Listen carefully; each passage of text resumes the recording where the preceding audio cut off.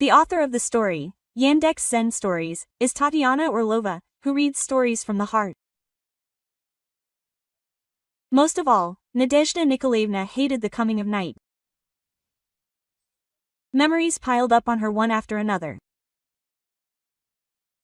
Insomnia had long been her faithful companion. This night was no exception. Sleep would not come. The woman rose from her bed, went to the window, and opened it. The damp, cold October air rushed into the room. She stood by the window, unaware of the cold, and watched the city become shrouded in a thick blanket of fog, through which the full moon shone with a dim light. After standing by the window for a few minutes, Nadezhda Nikolaevna shivered and closed it. The fresh air brought no relief. 13 years had passed. Enough time to let go and come to terms, but time did not heal. On the contrary, loneliness tormented the unfortunate woman more and more mercilessly as the years passed. The tragedy they had endured was too difficult. Nadezhda and Valerie were a happy and beautiful couple. They started their family at an advanced age. Nadezhda was 29 when they married, Valerie was 31. They lived in a private house in a village, just 10 kilometers from a large city. Nadezhda taught accounting at a city college. Valerie also worked in the city as a welder at a factory. The birth of their daughter, Verachka, was a long-awaited and incredibly joyful event for the family. The girl with blue eyes and wheat-colored hair looked like an angel. Her parents doted on her. When Verachka was 4, she went to the seaside for the first time with her mom and dad. She loved it so much, she left home in tears. "Daughter, don't cry. We'll definitely come back here next year," her mother consoled her. "Of course we will." "Well, Verachka, chin up," her father scooped her up. The next year, going to the seaside didn't work out. The family had saved up and decided to buy a car, a used foreign car. They bought whatever they could afford. There was no money left for a vacation. Initially, Valeria and Nadezhda had planned to sell their house in the village and buy a 2-room apartment in the city, but then they decided it would be much better for Vera to stay here. She loved to walk, and could spend the whole day outside. Her parents let her go outside alone without fear. The village was quiet, peaceful, and the streets were full of children. In the city, everything would have been different. After buying the car, Valerie immediately installed a garage for it on the property. Vera was so happy with the car that she even forgot about the trip to the seaside. "Daddy, give us a ride," she kept asking. And her dad gladly did, especially since he was on vacation. That Sunday, Valerie and his family went to the city park. Vera loved riding the carousels there. With a car, getting to town was no problem. The trip had been a wonderful success, but the mood was soured on the way back. Halfway there, a breakdown occurred. A passing gazelle towed them to the village. Valerie was well versed in mechanics. Looking under the hood, he immediately figured out what the problem was. "No big deal," he said. "You don't even need to go to the repair shop. I can handle it myself. I just need to go into town tomorrow and buy a couple of parts." Quote. Valerie left early in the morning. Nadezhda stayed with their daughter. It was mid-August. Classes at college hadn't started yet. "Valera, the department called me," his wife said when he returned. I need to go to work. Go ahead, he replied. Verochka and I will handle this just fine, right, daughter? Yes, Daddy, I will help you. You are my helper, the father said affectionately, smiling. Nadezhda went to the city by bus. Valerie drove the car out of the garage onto the street. He had not yet had time to install the light in the garage. He was repairing the car, and his daughter was hanging around all the time, wanting to help. Daddy, are we going for a ride soon? She asked. Soon, dear. Daddy has almost fixed everything. Quote. Valerie started the car, and the engine rumbled pleasantly. Well, the man said with satisfaction. Everything worked out. Daddy, you are so dirty, Verochka laughed, squinting in the sun. Valerie looked at his hands. They were covered in oil. He needed to drive the car back into the garage, but he couldn't take the steering wheel with such hands. Daughter, bring Daddy a rag. It's lying in the shed near the entrance. Verochka, happy that she was helping, ran to the shed as fast as she could and soon returned with the rag. Valerie wiped the oil off his hands. Quote. Daddy, your nose and cheek are dirty too. Will you help Daddy get clean? Yes, Daddy, Vera smiled. I'll get a ladle of water now and pour it on your hands so you can wash. As Valerie got into the car, he saw Vera run toward the house. But he didn't see her stop and turn back. A bright butterfly sitting on the grass caught her eye. The little girl ended up behind the car. Moreover, Vera crouched down, examining the butterfly. It was impossible to see the child. As Valerie reversed, he didn't immediately realize what he had hit. Quote. Did he really forget to put away the toolbox? He thought. He got out of the car, and it was already too late to save his daughter. Soon Nadezhda returned from the city. A crowd of people was gathered outside her house, and an ambulance was waiting. Quote. What happened? What? Where is Valera? Where is Vera? The woman screamed. The villagers looked at her with immense sympathy and remained silent. No one dared to share their mother's news. Nadezhda peered into the ambulance. Valerie was sitting there, swaying from side to side, his eyes wild as he repeated one thing. She ran into the house. I didn't see her. I didn't see her. Valera, where is our daughter? Nadezhda screamed again. And Valerie, oblivious to everyone, continued muttering the same phrase endlessly. Nadezhda didn't remember what happened next or how she learned of the tragedy. That moment was erased from her memory. Nadezhda and Valerie were sedated. Valerie immediately relaxed, and they put him to bed at home. Nadezhda didn't sleep. He woke up in the evening and left the house. He hadn't returned by nightfall, but Nadezhda's thoughts were elsewhere. She wasn't looking for her husband. Then, early in the morning, a neighbor came. Quote. Natka, I just went to the communal gardens to pick apples, and your Valerie is there, he said. Picking apples, the grief-stricken woman asked indifferently.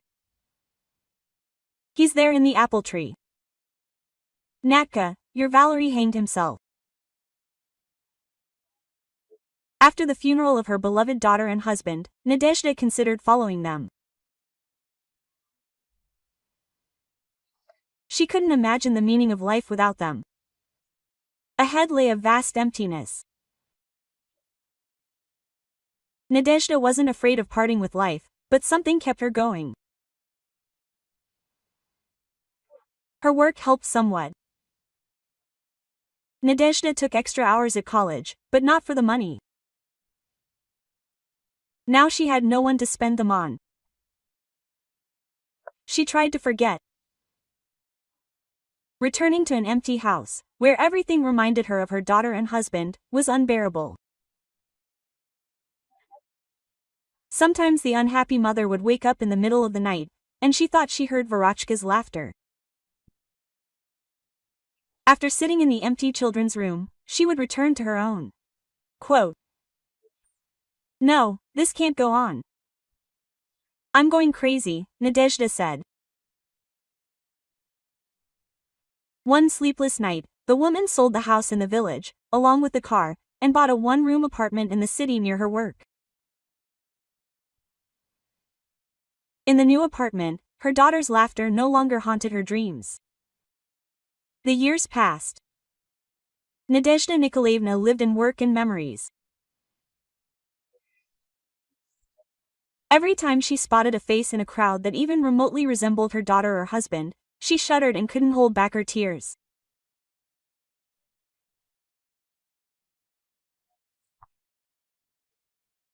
This year, Verotchka would have turned 18. Looking at her students, Nadezhda Nikolaevna often wondered what her daughter would have become: an accountant, a doctor, a journalist.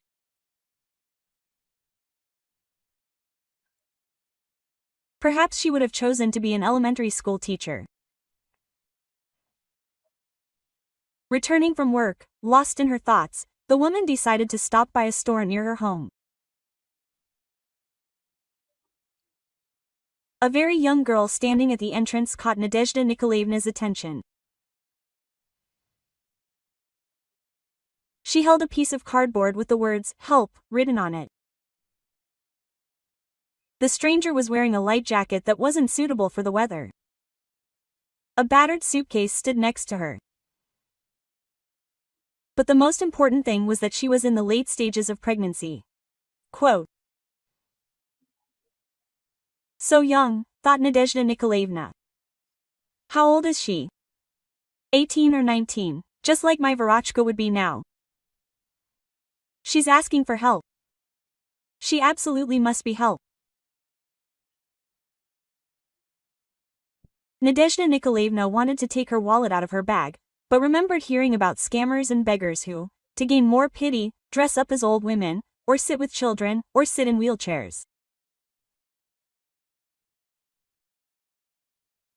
This must be from the same cohort, Nadezhda Nikolaevna immediately decided as she passed by. She probably wasn't pregnant at all, she'd simply slipped something under her jacket. Once home, Nadezhda Nikolaevna cooked dinner. It had been a busy day at work today. After dinner, she wanted to rest, but the thought of the girl standing near the store haunted her. Quote, "No, she can't be a swindler," Nadezhda Nikolaevna firmly decided, remembering the girl's look of sadness and despair. She really did need help. Quickly dressing, the woman hurried toward the store, but the girl was no longer there. Quote, "There are fewer lectures tomorrow, I'll come early, maybe I'll see her," she thought, wrapping herself in her coat against the piercing wind.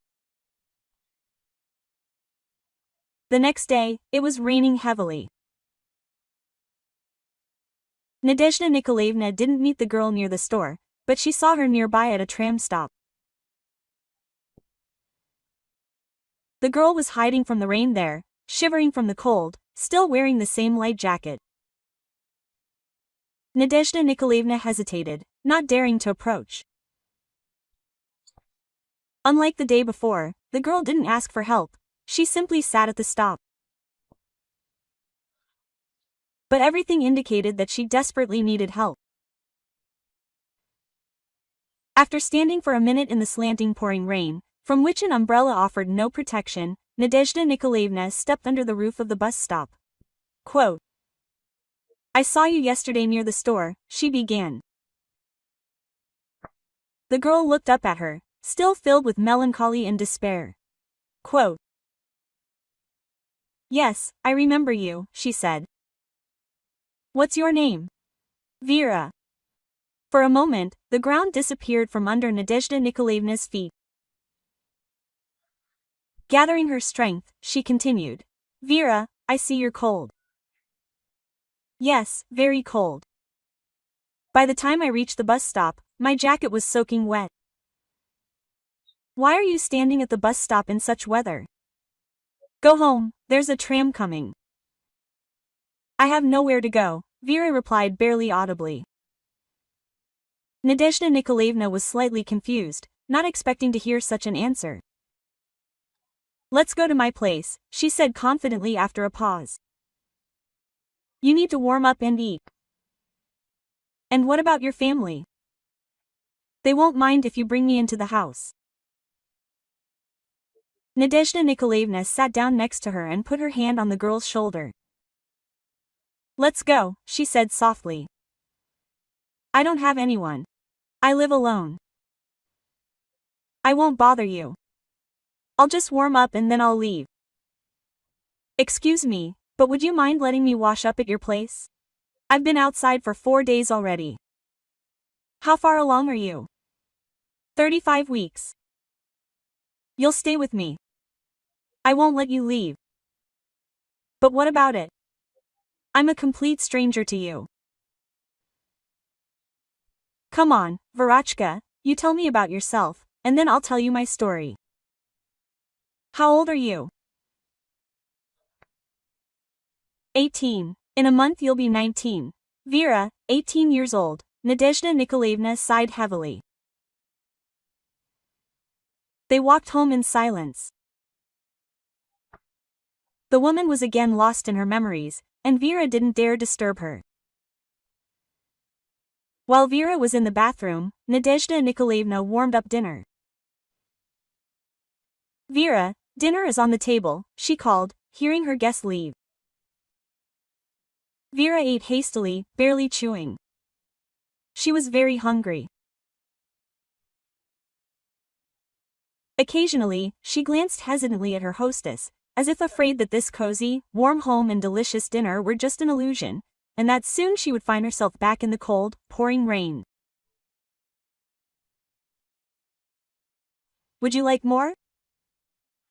The hostess asked when Vera's plate was empty. You haven't eaten yet, she replied modestly. If you give me more, you won't have enough. Eat, I'm not hungry, said Nadezhda Nikolaevna, putting the remaining food on her plate. Thank you, I'm very inconvenienced, said Vera. Eat, you need to eat for 2. Having finished dinner, Vera again looked hesitantly at her hostess, waiting for her to say, You've stayed long enough.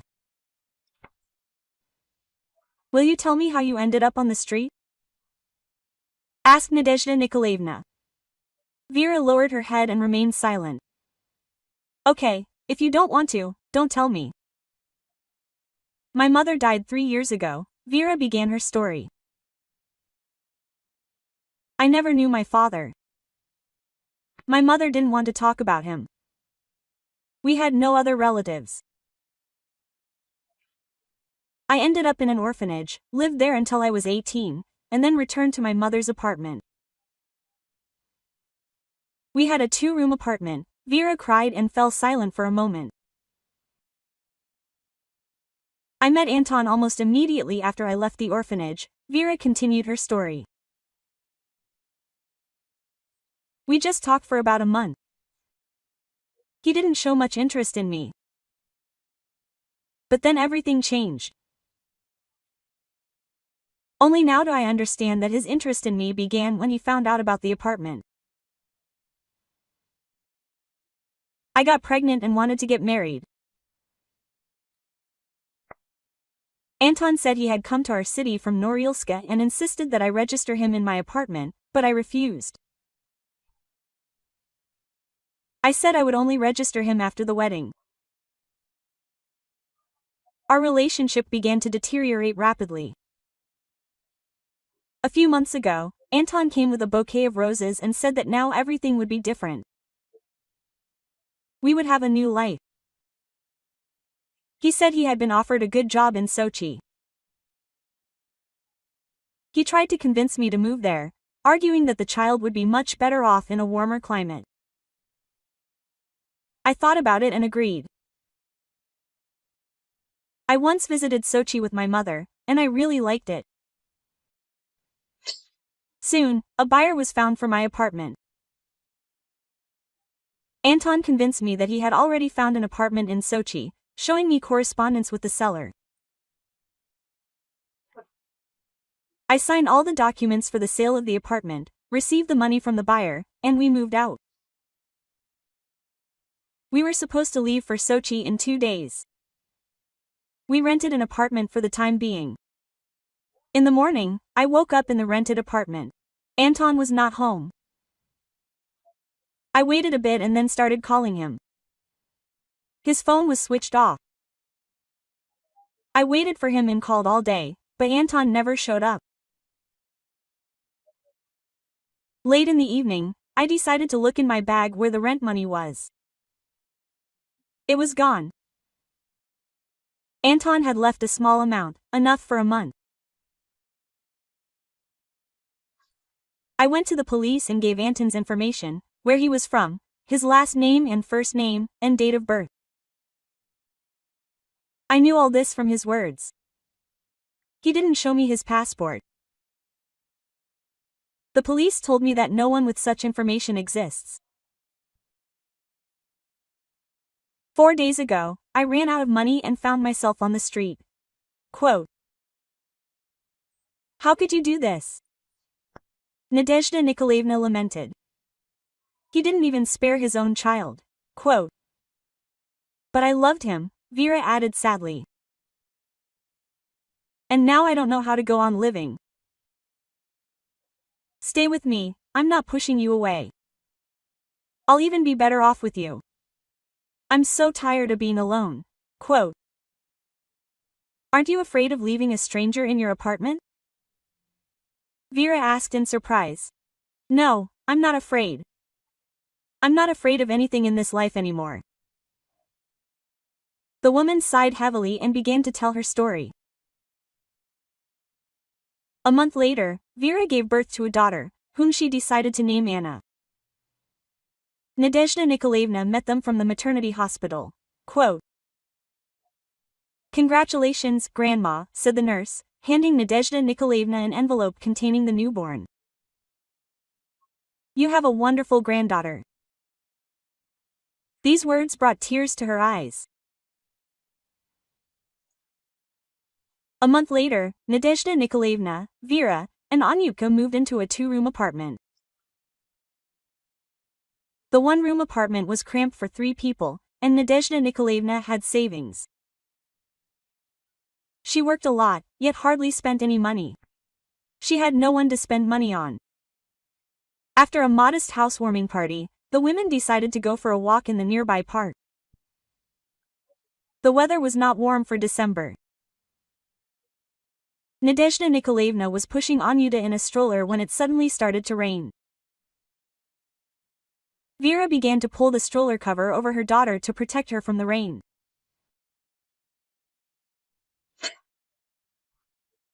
Nadezhda Nikolaevna remembered that pouring October rain when she met Vera at the bus stop and thanked fate for giving her this chance to meet.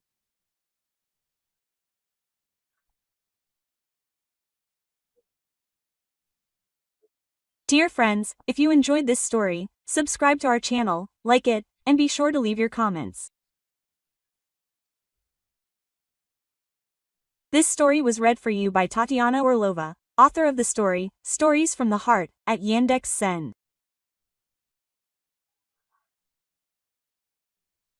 And I wish you all the best of health, a peaceful sky above your heads, and a good mood.